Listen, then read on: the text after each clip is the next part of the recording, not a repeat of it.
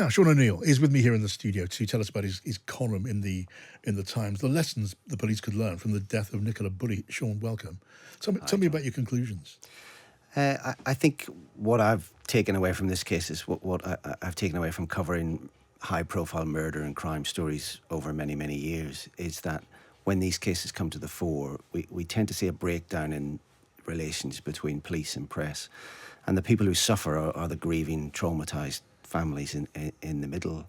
And this has been a particularly extreme example here. I think the Lancashire Police mishandled this situation from the very beginning by not securing the scene, not cordoning off the scene, allowing kind of internet sleuths and Tik Tok detectives to roam wild all over the place. So that's a failure on the operational side, not to do with the relationship between the police and the press. But that fed into, I think, the whole kind of social media spiral, which you had a completely unfounded speculation and theories gaining currency.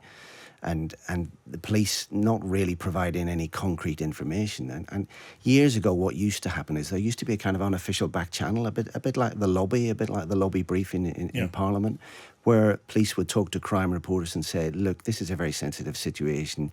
We think this is what is the real situation behind the scenes. We don't want to make this public, but it could inform and influence your reporting and the way you So what's damaged that relationship? Because part of the fabric of communication between police and the media. Well, because the police and the media both have, in situations like this, we both have a public role to play. The police have to investigate. They need they need information from the public to get clues and leads and information. And the channel to do that should be the media. The media puts information, keeps this in the public eye. The public respond.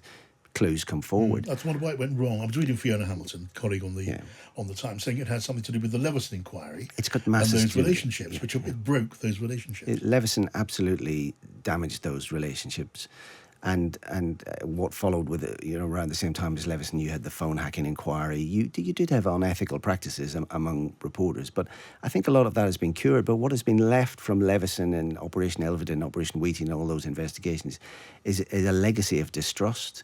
And police and press need to overcome that in the public interest to be able to cooperate and actually have a strategic method of engaging on when you get a high-profile kind of Category A crime, if you like this. Sounds like an important lesson. Sean O'Neill, thank you for coming in and sharing that.